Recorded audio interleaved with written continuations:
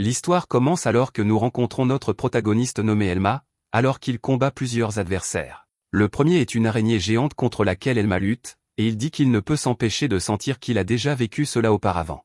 Un autre aventurier combat également, mais il se bat contre une sorte de golem. Le combat suivant d'Elma montre qu'il manie désormais un bouclier alors qu'il affronte une femme. Elle déclare qu'elle va montrer à Elma ce qu'un maître épéiste peut faire, et elle utilise une attaque spéciale. Elma finit par être repoussée, car tout ce qu'il peut faire, c'est bloquer le barrage de ses attaques. Cette fille est incroyablement dangereuse, et Elma doit tout faire pour rester en vie. La fille le manque de peu en lui tranchant le visage, et leur combat fait rage. Le combat suivant montre notre héros combattant un démon, et un autre aventurier se joint à lui. Ils s'associent pour finalement détruire la bête. Un regard sur le passé montre Elma courant pour lire un livre. Il explique que, pour une raison quelconque, chaque fois qu'il apprend ou voit quelque chose de nouveau, il a toujours l'impression de savoir déjà ce que c'est. Chaque nouvelle chose qu'il rencontre lui donne la sensation de l'avoir déjà vu auparavant. Quelques années plus tard, nous voyons qu'Elma se prépare à participer à un rituel très important. Il doit le faire parce qu'il est l'héritier de la famille Edva, et cela s'appelle le rituel des bénédictions divines. Comme toujours, Elma ressent à nouveau cette étrange sensation de déjà-vu. Son père lui dit de ne pas s'inquiéter pour le rituel parce qu'il est son fils. Il dit qu'il est sûr qu'Elma est destinée à de grandes choses, et le rituel commence. Le prêtre utilise un sort sur Elma et lui accorde la bénédiction divine d'une classe. Alors que le sort s'active et choisit sa classe, Elma est plus sûre que jamais de reconnaître ce qui se passe. C'est à ce moment qu'il réalise qu'il a eu une vie avant de naître dans ce monde. Il se souvient enfin qu'avant de venir ici, il jouait de manière obsessive à un jeu VR en ligne appelé Magic World. Ce monde dans lequel il vit maintenant est exactement comme le jeu, et il comprend enfin ce qui se passe. C'est difficile à croire pour lui, mais il ne fait aucun doute qu'il a été réincarné. Avec tout ce qu'il sait sur le jeu, Elma est sûre que le bonheur et le succès lui sont garantis dans sa nouvelle vie. Cela étant, Elma espère obtenir sa classe préférée. C'est la classe surpuissante qui est réputée être la plus forte du jeu. Il imagine ce que serait le fait d'avoir cette classe surpuissante, et le sort est bientôt terminé. Elma est impatient de voir quelle classe il a reçue, alors il fait apparaître son écran de statut. Il ne pourrait être plus heureux en voyant qu'il a reçu la classe surpuissante qu'il espérait. C'est la classe appelée Chevalier Lourd, et il l'annonce avec enthousiasme à son père. Malheureusement, Elma remarque que son père est contrarié, et il se demande ce qui ne va pas.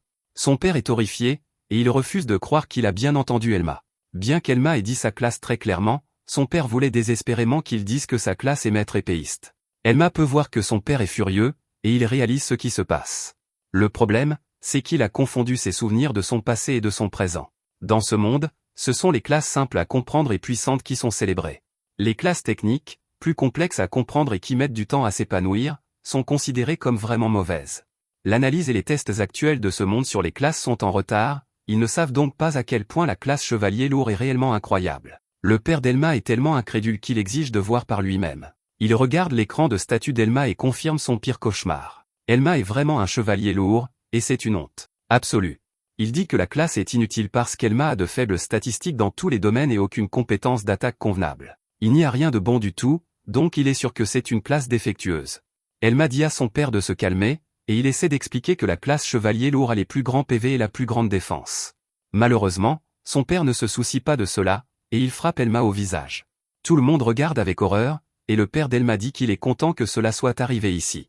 Le nom de leur famille aurait été ruiné s'ils avaient été publiquement humiliés à cause d'Elma.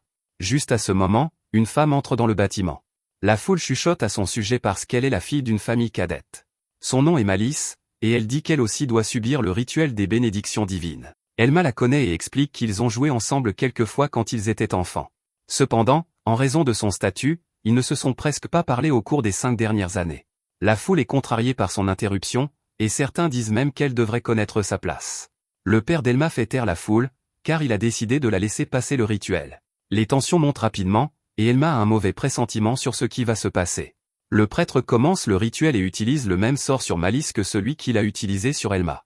Lorsque le sort est terminé, Malice vérifie son écran de statut et voit qu'on lui a attribué la classe appelée maître épéiste. La foule l'entend le dire, et ils sont tous sous le choc. Le père d'Elma est complètement silencieux, car c'est la classe qu'il voulait qu'Elma ait. Malice s'excuse moqueusement auprès d'Elma, car il semble qu'elle ait pris toutes ses compétences. Elma est horrifiée, car il semble que son mauvais pressentiment se soit réalisé, une fille d'une famille cadette acquérant la classe maître épéiste pourrait aggraver l'humeur déjà exécrable de son père. À la surprise d'Elma, son père est en réalité ravi. Il félicite Malice et dit qu'elle est un véritable membre de la famille. Il déclare qu'à partir d'aujourd'hui, Elle sera sa fille, et qu'elle sera la véritable héritière de son trône. Elma est choquée d'entendre cela, et la foule n'arrive pas à croire qu'il ait nommé une fille d'une famille cadette son héritière. Malice a toujours pensé que ce serait Elma, mais elle est d'accord qu'il ne pourrait pas supporter ce fardeau. Le père d'Elma traite Elma de déception, et il lui dit de partir. Un chevalier lourd est une tache sur la réputation de leur famille, alors il déclare qu'Elma n'est plus son fils. Il exige à nouveau qu'Elma quitte le manoir pour toujours, et toute la foule quitte le côté d'Elma. Elma est tout seul, mais il est sûr que son père ne pense pas ce qu'il dit. Il essaie d'expliquer que Chevalier Lourd est en réalité une classe très puissante, et il promet d'apporter de l'honneur à leur famille. Son père le fait taire, cependant, et lui dit de ne plus jamais se montrer ici. Il avertit également Elma de ne plus jamais utiliser le nom de famille, sinon il lui fera trancher la tête. Elma est incrédule, et Malice ne peut cacher à quel point elle apprécie la situation. Le père d'Elma quitte la pièce, et Elma n'a d'autre choix que de partir aussi. Il parle une dernière fois au serviteur de la famille, et il n'arrive toujours pas à croire que son père ne l'ait pas écouté. Le serviteur lui donne de l'argent et s'excuse de ne pas pouvoir l'aider. Elma est chassée du manoir, mais l'expression sur son visage montre clairement qu'il est plus déterminé que jamais à prouver que tout le monde a tort. Alors qu'il s'en va, nous voyons que Malice l'observe avec un sourire aux lèvres. Un peu plus tard, nous voyons à quel point la ville est animée. Un homme nommé Seigneur Till dit à un public qu'il prévoit bientôt de passer une quête de promotion. Il explique qu'il a une certaine influence auprès des examinateurs, donc cela devrait être un jeu d'enfant. À proximité, une fille nommée Lucie dit qu'aujourd'hui est le grand jour. Elle promet de faire de son mieux, mais un homme de son groupe lui dit simplement de ne pas gêner. Il trouve son comportement étrange, et il souhaite juste qu'elle puisse au moins chasser normalement. À proximité, Elma arrive à l'auberge où il va séjourner. Il traite son père d'ordure pour lui avoir causé tant de problèmes. Il a perdu sa maison, sa famille et toute sa vie. Cependant, ce qu'il possède encore, c'est la classe Chevalier Lourd, qui est la plus forte de toutes. C'est une classe surpuissante, mais personne d'autre que lui ne le sait. Elma réfléchit ensuite à la façon dont ce monde, son histoire, son environnement, et même le nom de la ville ne ressemblent en rien à ce qu'ils étaient dans le jeu. Il y a beaucoup d'inconnus, donc il devra faire quelques recherches. Cependant, la première chose qu'il devra faire est de tester sa classe et ses compétences. Il dit, afficher les statistiques, et son écran de statut apparaît. Il réalise que, si les choses ont changé et que la classe Chevalier Lourd n'est vraiment pas surpuissante, alors il est fichu. Il examine tout et est soulagé de voir que la classe Chevalier Lourd est toujours surpuissante. Elle est exactement la même que dans le jeu, et c'est toujours la meilleure classe. Il regarde les arbres de compétences et explique ce qu'ils sont. Les arbres de compétences permettent à une personne de choisir quel type de compétence elle veut. Elma a actuellement 5 points de compétences restants, ce qui correspond aux points bonus initiaux obtenus lors de l'acquisition d'une classe. À partir de maintenant, il gagnera un point de compétence supplémentaire pour chaque niveau qu'il gagnera. Il dit que la façon dont ces points sont attribués déterminera le destin d'une personne. Elma explique ensuite qu'il existe 2 types de compétences, il y a les compétences fixes déterminées par la classe, et les compétences attribuées aléatoirement lors de la création du personnage. Parmi celles qu'il possède, celle appelée Serment de l'armure lourde est le seul arbre de compétences de classe fixe. Elma explique que les gens l'appelaient le plus faible des arbres de compétences du chevalier lourd. Il peut en réalité être assez puissant, mais il est difficile à utiliser, et beaucoup de ses compétences ont des applications limitées.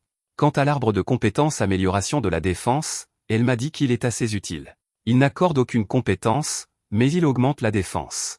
Ensuite, il y a un arbre de compétences appelé escrime débutant, qui n'est pas mauvais non plus. Lorsqu'il est maximisé, il peut être transformé en l'arbre de compétences escrime avancé avec des objets spéciaux. Elma sait déjà dans lequel de ceux-ci il veut mettre ses 5 points de compétences, alors il sélectionne Serment de l'armure lourde. Après avoir attribué ses 5 points, il atteint le niveau 2. Elma est stupéfait lorsqu'il acquiert immédiatement la compétence appelée Réflexion du rempart. De manière choquante, Serment de l'armure lourde atteint alors le niveau 5, et sa défense augmente de 10. Elma ne pourrait être plus excitée, et il déclare que c'est un excellent point de départ. Peu de temps après, nous retrouvons Elma dans la forêt, et nous voyons qu'il est entièrement équipé. Il prend un moment pour évaluer son environnement, et nous voyons ses statistiques actuelles. Il se ferait un chemin à travers la forêt jusqu'à ce qu'il rencontre un monstre grenouille appelé Arana. Il affiche les statistiques du monstre et voit qu'il est de niveau 2. La bête attaque notre héros, alors Elma utilise Réflexion du rempart pour bloquer l'attaque. Cette capacité crée un mur d'énergie en forme de rempart de château. Cette structure défensive est si puissante qu'elle vainc le monstre à elle seule. Elma est très satisfait de sa capacité, et les points d'expérience qu'il gagne du combat le font passer au niveau 2. Une explication de sa réflexion du rempart révèle qu'il s'agit d'une compétence courante. La description explique que, lorsqu'une attaque ennemie est annulée par sa défense, cette compétence inflige des dégâts égaux à la défense de l'utilisateur. Elma va récolter le butin de sa victoire et voit que le monstre a laissé tomber une pierre magique de niveau 2. Elle ne vaut pas grand-chose, mais Elma décide de la garder. Juste à ce moment, Elma doit rester sur ses gardes alors qu'il entend quelqu'un courir et appeler à l'aide. Un homme court pour sauver sa vie, disant qu'on le poursuit. Il supplie Elma de l'aider, et nous voyons qu'il est chassé par plusieurs monstres. Elma lui dit calmement de le laisser gérer cela, et l'homme se demande s'il peut vraiment les affronter seul. Il commence à penser qu'Elma pourrait être un aventurier célèbre, mais notre héros dit que ce n'est pas le cas. Il explique qu'il vient de monter de niveau il y a une minute pour la première fois de toute sa vie. L'homme est horrifié d'entendre cela, car cela signifie qu'Elma est encore plus faible que lui. Il est sûr qu'Elma doit être fou, car il est impossible qu'un débutant comme lui puisse affronter autant de monstres. Il dit à Elma d'enlever toute son armure lourde, car ils doivent fuir pour sauver leur vie. Elma ne l'écoute pas du tout, et il pense simplement au défi qui l'attend. Il reconnaît que sa compétence réflexion du rempart n'est pas parfaite, à moins d'annuler tous les dégâts avec une défense largement supérieure à l'attaque de l'adversaire, elle ne s'active pas. Elle est également inefficace contre des ennemis supérieurs et inconnus. Les monstres commencent à attaquer, alors l'homme essaie de dire à Elma de fuir. Elma ne bouge pas d'un pouce, et il se prépare à utiliser sa capacité. Malgré tous ces problèmes, Elma sait à quel point elle peut être puissante. Les monstres se rapprochent, et il active réflexion du rempart. Le mur est créé à nouveau, et tous les aranas s'y écrasent. Un par un, ils sont éliminés, et Elma annonce quelque chose. Il dit qu'il connaît déjà les ennemis de début. Son niveau est peut-être bas, mais il a augmenté sa défense avec les bonus des arbres de compétences et l'équipement. En ce qui concerne le combat contre les ranas, Elma déclare qu'il peut en vaincre des dizaines. Il utilise à nouveau réflexion du rempart, et il anéantit chaque monstre en vue. Des cadavres de ranas sont partout, et l'homme regarde avec émerveillement. Cet homme devant lui vient de vaincre autant d'ennemis à la fois, et il ne peut que se demander qui est cet homme. Elma donne son nom complet, mais il se souvient de ce que son père lui a dit, il a dit qu'il ne pourrait plus jamais utiliser le nom de famille, sinon sa vie serait terminée.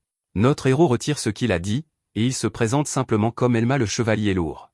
Après avoir passé plus de temps à chasser, Elma atteint enfin le niveau 8 et obtient un titre appelé « l'inébranlable ». Il vérifie son écran de statut et confirme que le système de ce monde fonctionne exactement comme dans le jeu Magic World. L'aventurier qui l'a sauvé se présente comme Harris, un débutant qui a récemment quitté son village reculé. Harris explique qu'on lui a dit qu'on ne pourrait pas lui faire confiance à moins qu'il n'atteigne le niveau 3 par lui-même. Il paniquait parce qu'il ne trouvait personne voulant former un groupe avec lui, donc Elma lui a vraiment sauvé la vie. Harris veut le remercier, mais Elma dit de ne pas s'en faire, il en a aussi bénéficié, car ces monstres étaient parfaits pour monter de niveau. Elma a bien l'intention de prendre toutes les pierres magiques, cependant, et Harris accepte sans aucune plainte. Harris demande ensuite à Elma de former un groupe avec lui lorsqu'ils retourneront en ville. Il suppose qu'Elma a du mal à trouver du travail pour lui-même, et il sait que les classes défensives ne sont pas très populaires. Cela fait réfléchir Elma à la façon dont son père l'a maltraité lorsqu'il a découvert sa classe. Chevalier lourd est considéré comme défectueux dans ce monde, et son père lui a dit qu'il était complètement inutile. Étonnamment, Harris dit qu'il pense qu'Elma est incroyable et qu'il ferait une excellente équipe.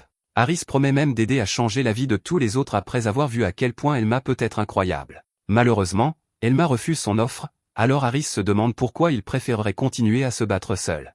Harris fait remarquer qu'Elma utilise une classe de bouclier et qu'il ne montera jamais de niveau efficacement tout seul.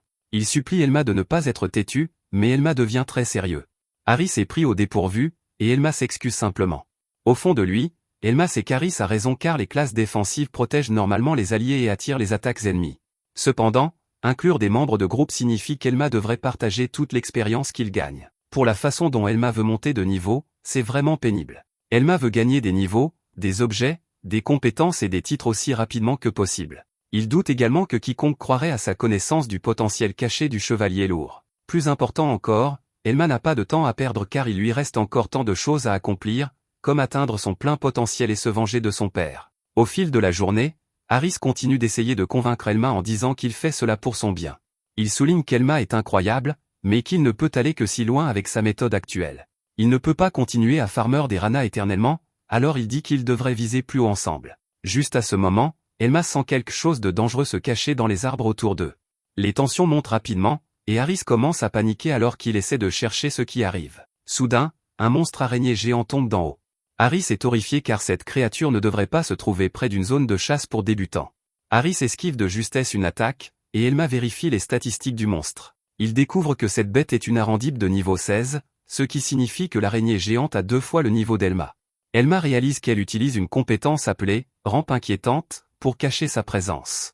L'arandipe possède également, poison ralentissant, et une attaque dangereuse appelée griffe flamboyante. Malheureusement, la réflexion du rempart d'Elma est presque inutile lorsqu'il combat des ennemis de niveau bien supérieur, sa défense doit être 2 fois plus élevée que leur attaque, sinon la compétence ne s'activera pas. Elma détermine que son attaque, griffe flamboyante, le tuera en un seul coup si elle touche. Harris réalise qu'il a probablement attiré l'araignée vers eux, et il se blâme lui-même. Il est terrifié, mais il propose tout de même de distraire la bête pendant qu'Elma s'enfuit.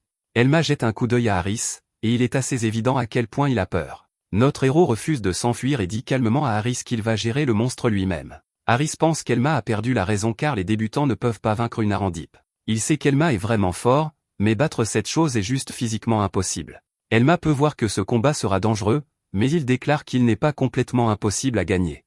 Elma ouvre son écran de statut et voit les 7 points de compétence qu'il a gagnés plus tôt. Il met chaque point dans serment de l'armure lourde et débloque une nouvelle compétence. La nouvelle compétence s'appelle désarmement, et elle réduit l'attaque d'un adversaire chaque fois qu'Elma porte un coup. Elma explique que la réduction est exactement de 20% et dure 1 minute. Il déclare que c'est la compétence dont il avait besoin car affaiblir l'Arandipe peut faire activer réflexion du rempart. Elma défie la bête et dit qu'il va s'occuper de ce monstre araignée. Ce combat est à haut risque et haute récompense, et Elma dit que rien ne le motive plus qu'un combat comme celui-ci. L'Arandipe charge sur notre héros, mais Elma évite ses bras puissants et reste calme. Elma connaît déjà ses schémas d'attaque et sa portée grâce au jeu, donc il est sûr qu'elle ne peut pas le toucher facilement. Le monstre attaque à plusieurs reprises, mais Elma continue d'esquiver en attendant le bon moment. Juste alors, l'Arandipe utilise rayon de poison, et Harris s'inquiète pour notre héros. Elma ne sourcille même pas alors qu'il déclare qu'il va délibérément encaisser cette attaque. Le poison le touche, mais notre héros a un plan. Il endure le poison, puis se précipite en avant et frappe la bête tout en utilisant désarmement. Son attaque l'endommage à peine, mais Elma est sûre que le debuff d'attaque a été appliqué.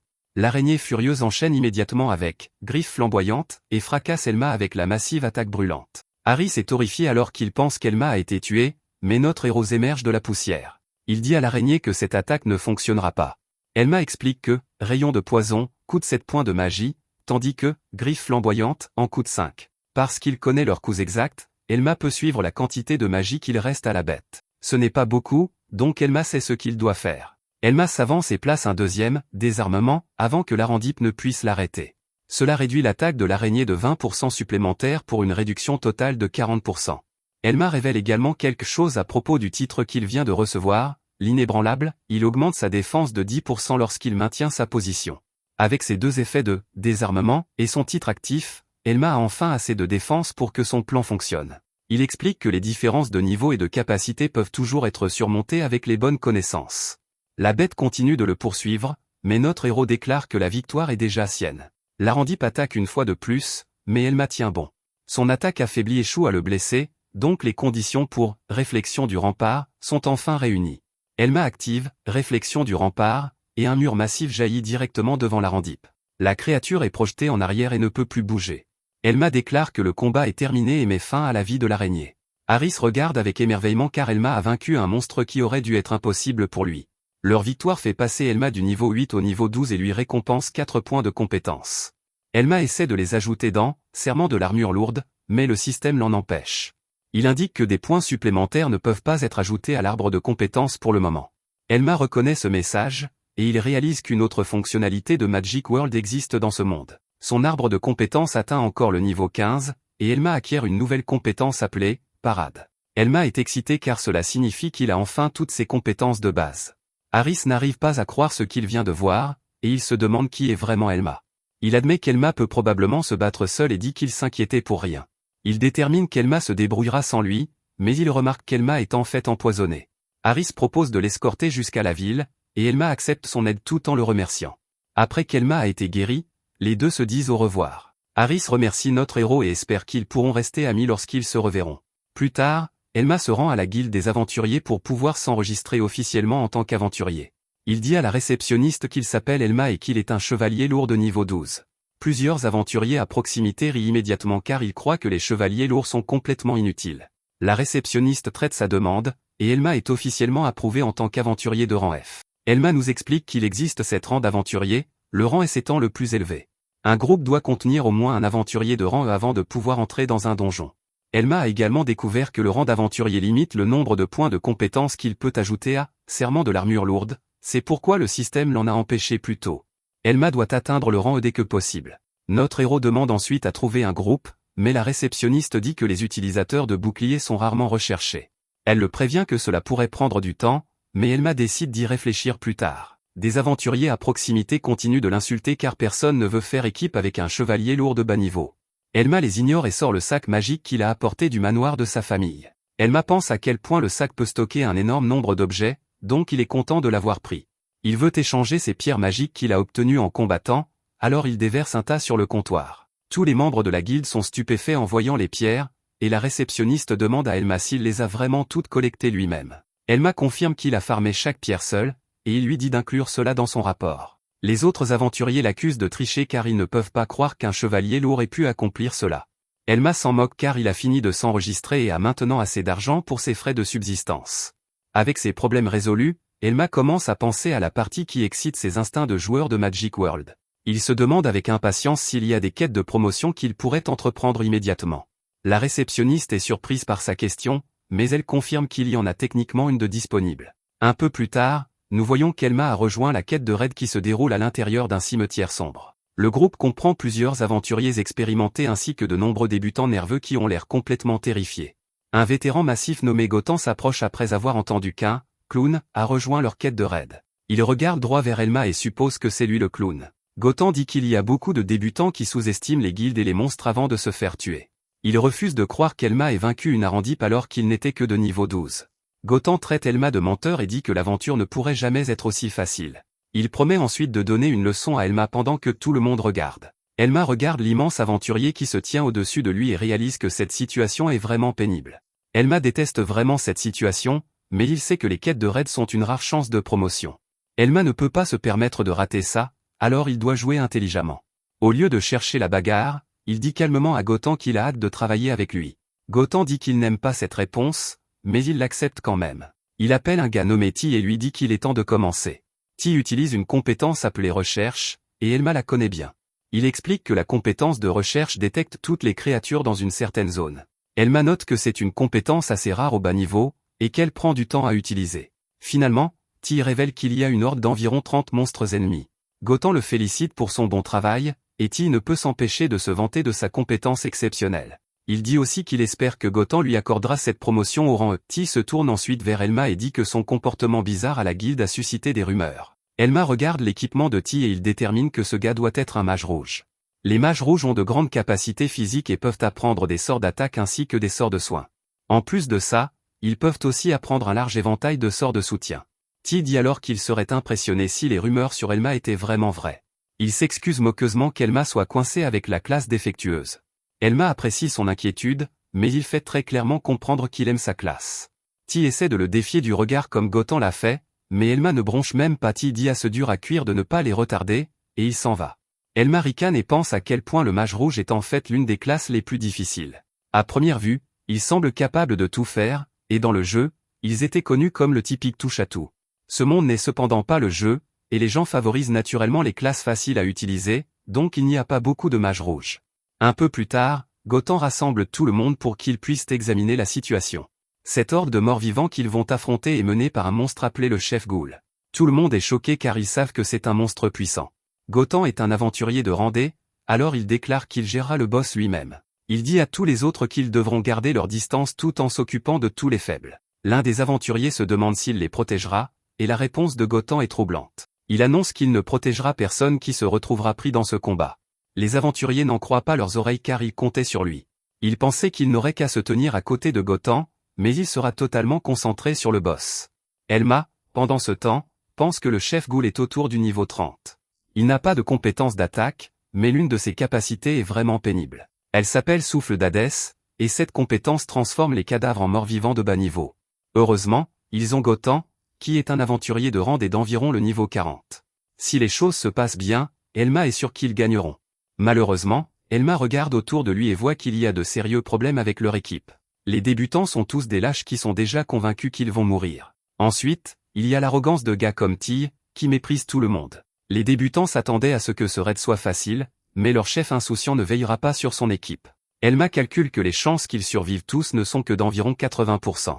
Ce sont des chances décentes pour un jeu, mais ce monde est une toute autre histoire. La mort ici est plus qu'un simple revers, alors Elma décide de prendre la parole. Il dit à Gotan qu'il pense qu'il devrait donner des instructions plus spécifiques à tout le monde. Tout le monde est stupéfait, et Gotan se demande ce qu'il veut dire. Elma fait remarquer que le rapport sur la horde de morts-vivants n'est peut-être pas totalement exact. Il sera trop tard s'ils ne sont pas préparés et qu'ils attendent simplement que le pire arrive. Gotan est visiblement agacé, et les autres n'arrivent pas à croire qu'Elma lui fasse des suggestions. Gotan demande avec colère si Elma pense qu'il peut lui donner des ordres. La colère de Gotan ne cesse de croître jusqu'à ce qu'il se réjouisse de voir Elma remis à sa place. Elma dit qu'il n'essaie pas de lui donner des ordres, et il explique qu'il est simplement anxieux. Il s'humilie en disant qu'il est nerveux parce qu'il est un aventurier de bas niveau et inexpérimenté. Il dit qu'il est anxieux à propos de ce combat, et il fait remarquer que les autres ressentent la même chose. Il sait qu'un vétéran comme Gotan pourrait voir tout cela comme une routine. Cependant, les autres apprécieraient vraiment quelques instructions supplémentaires avant la bataille. Gotan déclare qu'il n'est pas un babysitter, mais étonnamment, il accepte de le faire. Malheureusement, Ti s'en mêle parce qu'il n'aime pas qu'Elma parle au nom de tout le monde. Il déclare que seuls ceux qui ont des classes défectueuses ont peur de quelques morts-vivants faibles. Ti se moque ensuite d'Elma pour avoir pleurniché auprès de Gotan juste avant la bataille. Les autres aventuriers admettent tranquillement qu'ils ont peur aussi, mais ils restent silencieux. Ti ruine les efforts de notre héros en annonçant qu'ils n'ont besoin d'aucune instruction pour faire face à ces monstres. Il dit que les lâches peuvent rester hors de leur chemin en courant vers l'arrière. Juste à ce moment, tout le monde doit se mettre en garde, car la horde de morts-vivants est enfin arrivée. Ils apparaissent dans toutes les directions, et Ti montre à quel point il est vraiment un lâche. Il tremble de peur, mais notre héros se prépare au combat.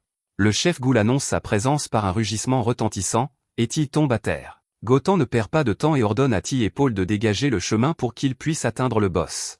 Il se précipite dans la bataille, et Elma prend un moment pour analyser le chef ennemi. Sa massue ne semble pas être quelque chose de spécial, alors il détermine que Gotan et les autres devraient s'en sortir. Elma dit ensuite aux aventuriers restants qu'il est temps de s'occuper des suivants du gros chef. Ils sont horrifiés, cependant, car ils ne veulent pas charger une armée entière de monstres. Ils savent que ces choses ne sont que des morts vivants, mais ils font remarquer qu'ils n'auront aucune chance s'ils sont encerclés. Ils disent qu'ils ne sont venus ici que parce qu'ils pensaient que Gotan assommerait les monstres pour eux. Au lieu de cela, ils ne se concentrent que sur le boss, alors ils ne savent pas quoi faire. Elma réalise maintenant pourquoi tous ces gars sont si peu motivés pour se battre. Il est assez clair qu'aucun d'eux n'a jamais eu à faire face à une horde de monstres auparavant. Pour empirer les choses, ils sont confrontés à des morts-vivants d'apparence effrayante, et on ne leur a donné aucune instruction appropriée. Elma comprend pourquoi ils hésitent tous, alors il décide de prendre les choses en main lui-même. Il ordonne à tout le monde de former des équipes de 3 pour qu'ils puissent se couvrir mutuellement. S'ils parviennent à faire cela, les morts-vivants ne pourront pas les vaincre. Les aventuriers acceptent de le faire, mais ils se demandent ce qu'Elma va faire. Elma révèle qu'il sera sur la ligne de front, attirant les morts-vivants vers lui. Cela leur donnera un peu de temps pour se rallier. Les autres font remarquer que c'est beaucoup trop risqué pour lui de faire ça tout seul. Les chevaliers lourds sont vraiment lents, et il ne pourra pas se soigner assez vite. Juste à ce moment, un mort-vivant essaie d'attaquer l'aventurier, mais Elma le dévie instantanément avec sa compétence parade. Cette compétence utilise une épée ou un bouclier pour dévier les attaques ennemies et créer des ouvertures. Elma part plusieurs autres attaques avec facilité, et les aventuriers regardent, émerveillés. Elma utilise ensuite désarmement alors qu'il fait rage à travers toute la horde avant d'éliminer tout un groupe de morts-vivants avec réflexion de rempart. Les aventuriers sont stupéfaits car Elma a éliminé tous ces monstres en un clin d'œil. Elma leur dit de ne pas s'inquiéter car attirer des hordes d'ennemis est le travail d'un chevalier lourd. Il dit que si quelque chose d'imprévu se produit, il veut qu'ils le disent aux autres immédiatement. Elma annonce qu'il les aidera aussi, et le groupe n'en croit pas ses yeux. La bataille fait rage, et Elma affronte seule la plupart des morts-vivants. Les aventuriers n'arrivent pas à croire ce qu'ils voient car Elma est censée n'être qu'un chevalier lourd. Vaincre autant de monstres fait passer Elma au niveau 16, et il gagne un autre point de compétence. Elma est très satisfait car Parade fonctionne encore mieux que prévu. Combattre autant d'ennemis à ce niveau est aussi vraiment efficace pour monter de niveau. Il vérifie ses statistiques, et il est ravi de voir que tout augmente régulièrement. Les aventuriers font remarquer qu'Elma a dit qu'il se contenterait d'attirer les monstres. Au lieu de cela, il les fauche pratiquement tous sans aucune aide. Il commence à se demander s'il devrait rester derrière lui pour plus de sécurité. Elma est très fiable, mais maintenant il les effraie encore plus que les morts-vivants. Après un long moment, nous voyons que les aventuriers sont épuisés par tout le combat. Elma se tient devant un tas de monstres, et il annonce qu'ils se sont occupés de la majeure partie de la horde. L'un des aventuriers se demande s'il devrait maintenant aller aider Gotan. Elma explique que le chef Ghoul est d'un niveau bien supérieur au leur. Cela étant, il devrait laisser Gotan s'en occuper lui-même. Pendant ce temps, Gotan est en plein combat féroce contre la bête géante. Il la frappe plusieurs fois, mais la bête grogne simplement contre lui. Gotan devient frustré car le monstre obstiné ne veut toujours pas tomber. Il doit repousser quelques morts-vivants, alors il ordonne à Ti et Paul d'attirer plus de morts-vivants vers eux. Malheureusement, les deux gars sont trop terrifiés pour même bouger. Gotan les traite de lâches et déclare qu'ils n'obtiendront pas cette promotion s'ils ne font rien. Ils le savent déjà, mais ils refusent de s'approcher davantage du chef Ghoul. Ils ne veulent pas être pris dans le combat, alors ils ne peuvent qu'assister à distance. Juste à ce moment, le chef Ghoul attaque Gotan, alors il prépare une contre-attaque. Il frappe le chef Ghoul avec une puissante attaque appelée Brise-Roche. La bête est vraiment blessée maintenant, et tout le monde est impressionné par Gotan. Elma vérifie les statistiques de la bête et pense à comment ils ont la victoire en poche. Gotan pourrait éliminer les PV restants du chef Ghoul avec juste un coup de plus. Le seul problème est qu'un tas de morts-vivants sont maintenant sur le chemin. Les aventuriers se demandent s'ils devraient attaquer les morts-vivants, mais Elma leur dit d'attendre. Juste à ce moment, le chef Ghoul choque tout le monde en commençant à dévorer tous les morts-vivants à proximité. Il en mange un après l'autre, consommant au moins 10 d'entre eux. Les aventuriers sont horrifiés en voyant la santé du monstre se rétablir. Elma explique que cette chose a une compétence appelée consommation de cadavres. Cette compétence lui permet de récupérer des PV en mangeant des cadavres et des morts-vivants. Nos héros sont pris au dépourvu car normalement, il n'y a qu'une très faible chance pour que les chefs Ghoul aient même cette compétence. Autre chose le dérange, et Elma ne peut s'empêcher d'y penser. La compétence consommation de cadavres ne devrait pas obliger la bête à manger autant de morts-vivants juste pour guérir une fois. Le monstre continue de se goinfrer, et Elma commence à réaliser ce qui se passe vraiment.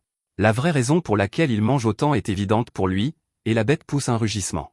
Malheureusement, l'inconscient Gotan est juste content que tous ces morts-vivants embêtants soient enfin partis. Il se précipite pour affronter à nouveau le boss, mais Elma lui dit désespérément de s'arrêter. Gotan ignore l'avertissement et déclare qu'il réglera ça rapidement. Il s'élance pour le coup de grâce, mais quelque chose d'horrible se produit. Il est obligé de s'arrêter net alors que la bête commence à libérer une énorme quantité d'énergie. Elle crie comme un véritable monstre, et les autres ne savent pas ce qui se passe. Même notre héros est choqué quand elle commence à se transformer. Le chef Ghoul évolue en une créature bien plus terrifiante appelée Tête Folle.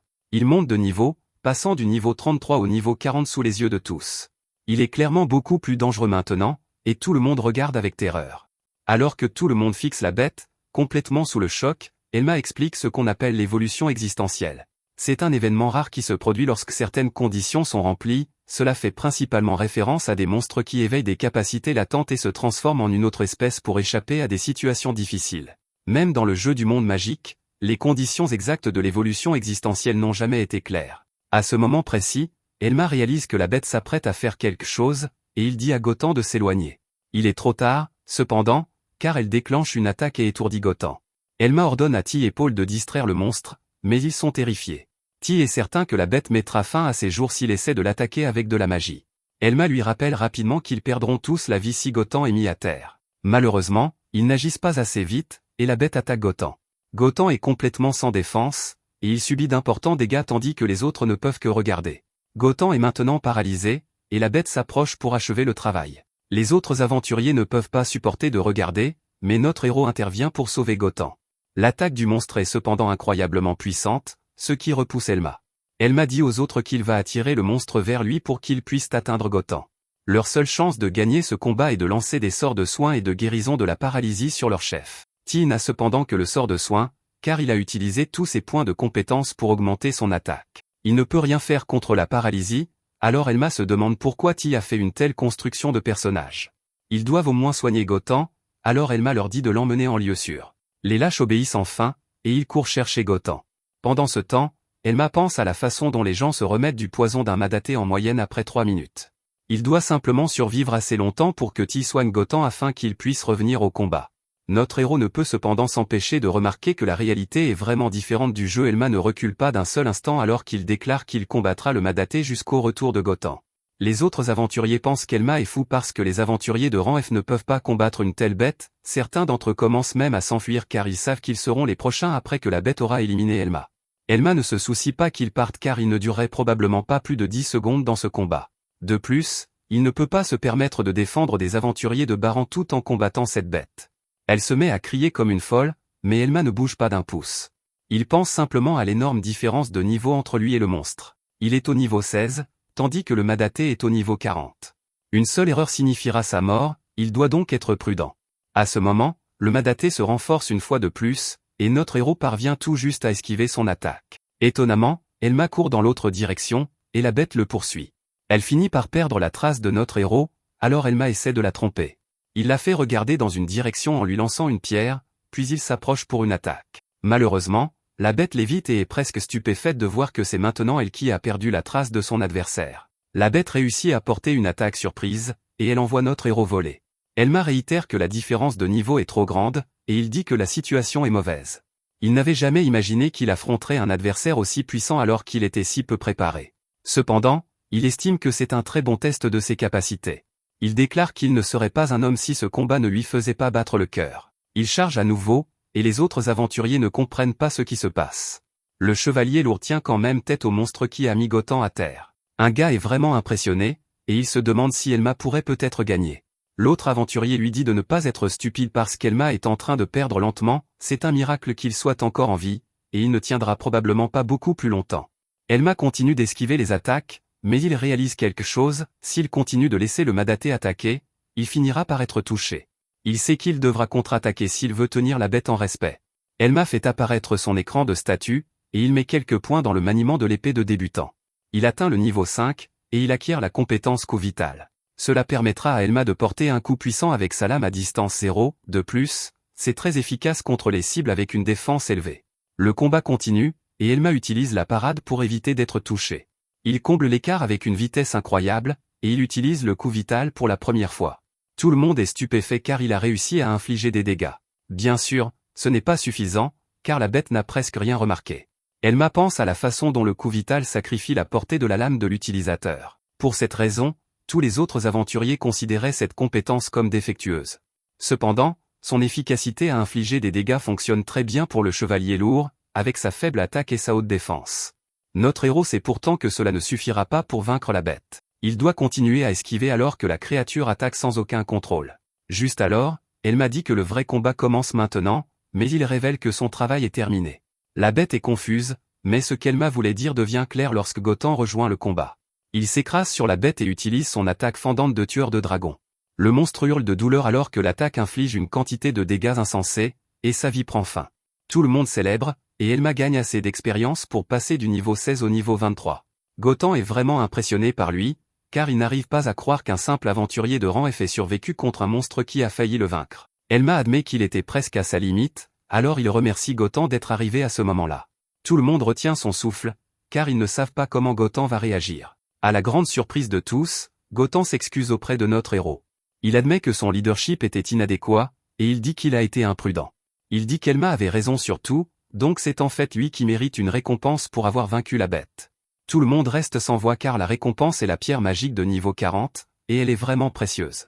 Elma pense qu'il pourrait vraiment utiliser cet argent car il est fauché en ce moment.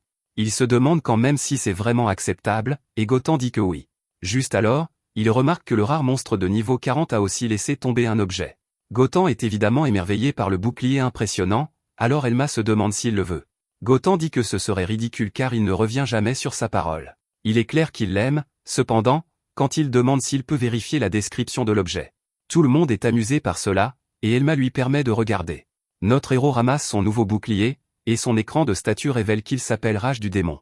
Il ajoute 25 points à la défense de son utilisateur, et son prix sur le marché est de 3 millions d'or. De plus, après avoir bloqué une attaque, la prochaine attaque de son utilisateur reçoit 8 points bonus.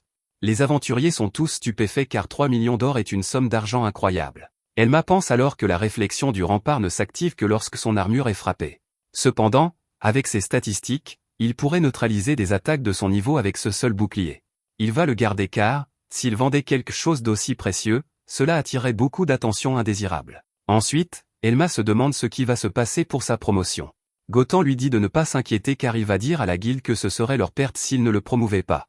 Tout le monde est choqué car Gotham soutient vraiment Elma. Gotham dit qu'il va s'assurer qu'il promeuve Elma dès que possible. Il révèle que la guilde lui a dit de s'assurer qu'Elma ne triche pas, cependant, il a réalisé que leur avertissement était mal fondé. Il déclare que si quelqu'un s'oppose à la promotion d'Elma, alors il le mettra KO. Il rit comme un fou, et T l'interrompt pour lui demander sa propre promotion. Il fait remarquer que c'est son sort de soin qui a ramené Gotham dans le combat, mais Gotham le fait taire. Il fait remarquer que T a perdu son sang-froid devant la bête, donc il ne peut pas approuver sa promotion, il rencontrerait des défis bien plus grands dans les donjons, et il n'est manifestement pas prêt. Gotham lui dit d'aller s'entraîner avec des quêtes qu'il peut réellement gérer, alors T s'en va. Le lendemain, nous voyons que la ville est aussi animée que jamais. Notre héros se rend à la guilde avec Gotham, et la réceptionniste donne la récompense pour avoir terminé le raid. D'abord, elle donne à Gotan un petit sac contenant 130 000 pièces d'or, et tout le monde dans la guilde observe attentivement. Elle donne ensuite à Elma un sac beaucoup plus grand contenant 200 000 pièces d'or pour les 10 pierres magiques blanches qu'il a apportées. Tout le monde est étonné, mais ils sont vraiment choqués quand elle dit qu'il y a plus. La prochaine récompense d'Elma sera pour la pierre magique qu'il a obtenue du Madaté. C'est le plus grand sac jusqu'à présent, et il contient 600 000 pièces d'or. Gotan éclate d'un grand rire parce qu'Elma a en fait gagné plus que lui cette fois-ci. Tout le monde dans la guilde commence à chuchoter à propos d'Elma car il est censé n'être qu'un chevalier lourd inutile. Même la réceptionniste doit demander à Gotan si Elma a vraiment vaincu la variante du chef Ghoul. En même temps, les autres aventuriers se souviennent qu'Elma était le même gars qui avait fait sourciller quand il avait apporté des pierres magiques de haut niveau l'autre jour. Ils pensent tous encore que les classes défensives sont défectueuses, alors ils supposent qu'Elma doit utiliser une sorte d'astuce. Tout le monde devient très agité, et ils exigent que Gotan dise quelque chose. Ils veulent tous savoir comment une classe défensive comme le chevalier lourd a pu éliminer autant de monstres. Finalement, Gotan perd patience, et il se met à crier sur tout le monde. Il déclare que s'il doute d'Elma, alors il l'insulte aussi lui pour avoir approuvé sa promotion. Tout le monde se tait, et nous pouvons voir qu'Elma est reconnaissant. Dehors, Elma remercie Gotan pour tout, et ils se séparent. Tout va pour le mieux alors qu'Elma pense qu'il vient d'être promu au rang E. Il traverse la ville, et il se demande ce qu'il devrait faire maintenant. Il est maintenant de rang E, donc il peut entrer dans les donjons et récolter de l'or. Cependant, la stratégie de la réflexion du rempart qui nécessite une défense écrasante ne fonctionne que contre les ennemis de départ. Avec sa configuration de compétences actuelle, il va rester bloqué à monter des niveaux pendant un moment.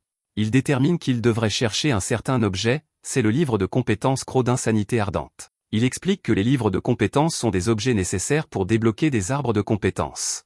Ils sont incroyablement rares, donc il n'en trouvera pas tout de suite, mais en chercher un est gratuit. S'il peut combiner le serment de l'armure lourde et le croc d'insanité ardente, alors il serait paré. Ces deux arbres de compétences fonctionnent ensemble pour compléter le chevalier lourd. Elma explique que le chevalier lourd complet n'est plus un spécialiste de la défense, même l'appeler un spécialiste de l'attaque ne serait pas juste non plus. La seule chose qui convient est de l'appeler une arme humaine. Il déclare que le croc d'insanité ardente est essentiel pour libérer le potentiel du chevalier lourd. Alors qu'Elma traverse la ville, il pense à la façon dont le livre de compétences Croc d'insanité flamboyante est un objet clé pour un chevalier lourd. Ce serait génial s'il pouvait en trouver un dans la ville, alors il se dirige vers une boutique proche. Il veut acheter 3 potions de soins, mais il est stupéfait d'apprendre que cela lui coûtera 72 000 pièces d'or. C'est bien plus cher que dans le jeu, mais il n'y peut rien. Il paie et demande à la vendeuse si elle sait où il peut acheter des livres de compétences. La vendeuse pousse un soupir, et Elma explique qu'il n'a trouvé aucun livre de compétences dans aucune des boutiques. Il pense à comment, dans le jeu, un chevalier lourd est bloqué en mode tutoriel jusqu'à ce qu'il trouve le livre de compétences Croc d'insanité flamboyante. Elma ne peut pas se permettre d'attendre, il doit en trouver un immédiatement. La vendeuse s'étonne qu'il puisse être si ignorant et suppose qu'il est un aventurier de première année qui vient d'obtenir sa classe. Elle explique que l'achat et la vente de livres de compétences sont interdits. Les gens sont autorisés à utiliser les livres de compétences qu'ils acquièrent, mais sinon, la guilde des aventuriers les donne aux nobles et à l'église. Elma est stupéfait car c'est son pire cauchemar. Les livres de compétences sont d'une rareté extrême, et il ne pourrait jamais en trouver un par lui-même. De plus, on ne peut même pas espérer trouver un livre de compétences que l'on désire vraiment. Elma avait bien senti que les nobles étaient plus puissants ici que dans le jeu, et cela le confirme. Pour empirer les choses, son père possède probablement tous les livres de compétences collectés dans cette ville. La vendeuse voit que cela le tracasse, alors elle dit qu'elle va l'aider. Elle n'est pas censée lui dire ce qu'elle s'apprête à révéler, mais elle a décidé de faire une exception. Elle dessine une carte et dit à notre héros de s'y rendre. Elma ne peut que se demander ce que c'est, alors elle explique qu'il y a une boutique là-bas qui traite des objets de récupération. Elma se souvient que les récupérateurs sont des gens qui pillent les corps des aventuriers décédés. Elma dit qu'il pensait que ces objets étaient censés être signalés à la guilde des aventuriers. La jeune fille révèle que les récupérateurs et la guilde ont un accord tacite. La guilde est au courant de ces boutiques souterraines et les laisse tranquilles. C'est parce qu'il est notoire que certains aventuriers peuvent survivre sans récupérer. Aussi, si tout le monde suivait simplement les règles, la plupart des objets finiraient entre les mains des nobles plutôt que dans celles des familles des aventuriers décédés. Elle explique que les nobles achètent les livres de compétences à bas prix et les thésaurisent au lieu de les utiliser. Cela la dérange visiblement, car elle dit que les nobles ne savent pas à quel point il est dur d'être aventurier. Elma n'en revient pas d'avoir été si naïf car, s'il n'avait pas retrouvé ses souvenirs, il serait probablement encore un noble. Il pense qu'il préférerait mettre fin à ses jours plutôt que de dire à quiconque qu'il est le fils d'un noble. Elma suit ensuite la carte pour trouver la boutique mystérieuse. À l'intérieur, il est accueilli par une fumée épaisse, et il se demande si cet endroit aura ne serait-ce que des livres de compétences. En regardant autour de lui, il est ravi d'en trouver 5. Cet étrange marchand dit à Elma que cette salle des grimoires brisés n'est pas pour les débutants comme lui. Elma s'empresse de dire qu'il a de l'or et qu'il aimerait regarder ses livres de compétences. Elle lui donne la permission car ses empreintes sales ne les rendront pas moins précieux. Elma jette un coup d'œil et il est choqué de constater que le livre de compétences tir à l'arc débutant est vendu 2 millions de pièces d'or. C'est insensé car c'est 500 000 pièces d'or de plus que dans le jeu. Il se souvient que, dans le jeu, le prix du marché était basé sur les échanges entre joueurs. Il détermine que ce prix est probablement aussi basé sur les prix du commerce réel. Elma réalise que le prix des livres de compétences est gonflé parce que les nobles les thésaurisent. Notre héros est encore plus choqué quand la vieille dame dit que, pour ce livre, elle facturerait 3 millions de pièces d'or. Elle dit qu'elle doit facturer plus car c'est un commerce très risqué. Les officiels ferment les yeux, mais si leur supérieur le découvre, elle pourrait y laisser sa tête. Elma n'arrive pas à croire que, dans ce monde, même les livres de compétences de base pour débutants soient extrêmement chers. Même s'il vend le bouclier de la rage du démon, il n'aura que 3 millions de pièces d'or au total. Il est sûr que cela ne suffirait pas pour acheter un livre de compétences extrêmement rare comme celui qu'il recherche.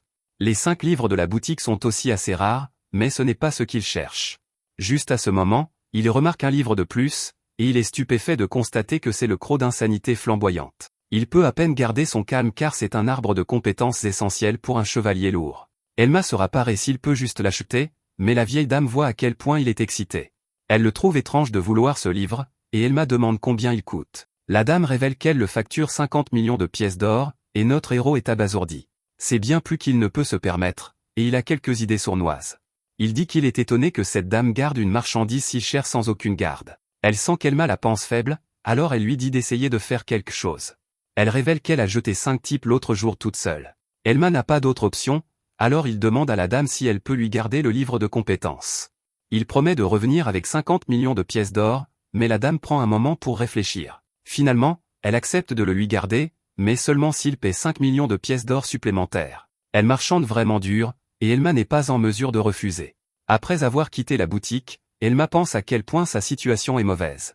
55 millions de pièces d'or, c'est 60 fois ce qu'il a gagné avec cette quête de raid qu'il a faite. Il ne peut pas vraiment se plaindre, cependant, car il n'imagine même pas à quel prix se vendent les livres de compétences plus puissants.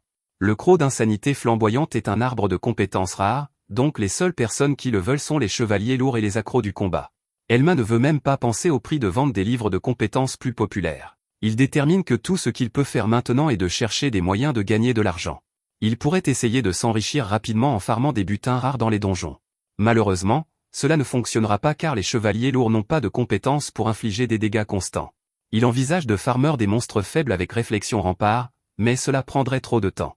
Il pense qu'il pourrait trouver un autre livre de compétences et monter de niveau ses arbres de compétences, mais cela ne fonctionnera pas non plus. Il cesserait de les utiliser une fois qu'il aurait acquis le croc d'insanité flamboyante, et il préférerait ne pas gaspiller de points de compétences. Finalement, il réalise qu'il aurait beaucoup plus d'options s'il faisait équipe avec d'autres aventuriers. Il pense aux aventuriers qu'il a rencontrés jusqu'à présent, y compris Gothon, qui a pris sa défense. Il détermine que trouver des alliés sera sa meilleure option. Juste à ce moment, il surprend une groupe parler d'un butin fou qu'ils viennent d'obtenir dans un donjon. C'est une épée trempée de sang, dont le prix sur le marché est de 2 millions de pièces d'or. La fille nommée Lucie dit que c'est grâce à ses compétences. Mais son groupe l'ignore. Le gars se demande même si elle a vraiment fait quoi que ce soit. Il fait remarquer qu'ils ont enfin obtenu ce butin rare après avoir visité le donjon un tas de fois. Il n'est pas sûr que cela ait un lien avec les compétences de Lucie. Lucie ne peut pas vraiment le nier, mais elle dit que s'ils visitent plus de donjons, ils verront la différence qu'elle fait. Elle dit qu'ils ne font que commencer en tant qu'équipe, mais le gars lui fait remarquer grossièrement qu'elle est vraiment faible. Elle ne faisait que les retenir, et il se demande si elle pensait vraiment qu'elle aurait une part de la vente. Lucie est horrifiée car elle leur faisait confiance.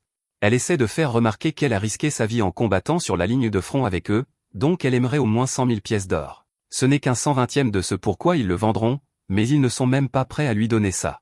Le gars admet qu'elle a risqué sa vie, mais elle n'a tout simplement pas de compétences d'attaque décentes. Elle ne fait qu'absorber les dégâts, et c'est là le problème. Il dit qu'elle n'est pas vraiment utile, et cela fait vraiment mal à Lucie. Elle commence à trembler, mais elle surprend les autres lorsqu'elle se défend. Elle admet qu'elle n'a pas de compétences d'attaque, mais c'est parce qu'elle a assigné ses points de compétences comme ils le lui ont dit. Il ne la traite d'inutile qu'après avoir gagné beaucoup d'argent, et elle dit que c'est vraiment méchant. Le gars se sent insulté et dit à Lucie qu'elle est confuse. Il dit qu'il n'a fait qu'une suggestion, et que c'est elle qui a réellement assigné ses points de compétences. Maintenant, elle le blâme et exige une part alors qu'elle n'a rien contribué. Elma regarde et pense que ce genre de choses arrivait toujours dans Magic World.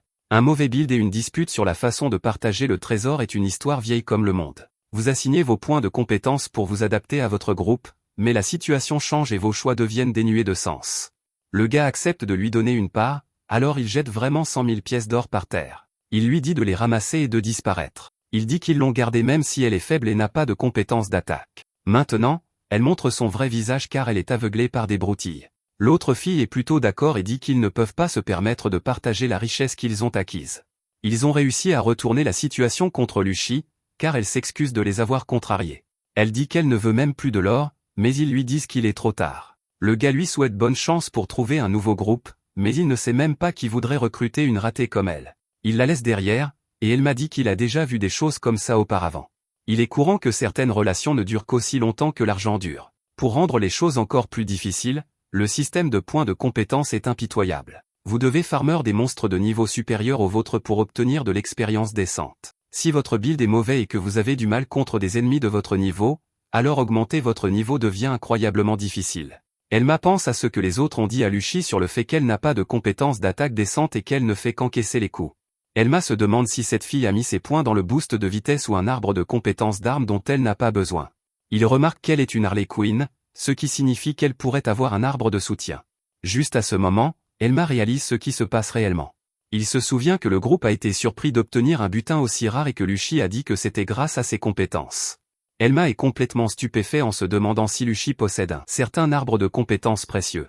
D'après leur conversation, Elma est sûre qu'elle doit l'avoir. Il dit que, s'il a raison, alors Luchi possède un arbre de compétences sérieusement déséquilibré. Luchi poursuit désespérément les autres en s'excusant d'avoir été égoïste. Elle promet de ne plus jamais demander d'argent tant qu'ils la laisseront rester dans le groupe. Juste à ce moment, elle est choquée de voir qu'Elma l'a désespérément poursuivi. Elle panique parce qu'il est essoufflé, mais Elma lui dit d'écouter. Il dit qu'il aimerait vraiment qu'elle rejoigne son groupe, et tout le monde est stupéfait. Merci d'avoir regardé mon résumé. N'oubliez pas de liker la vidéo.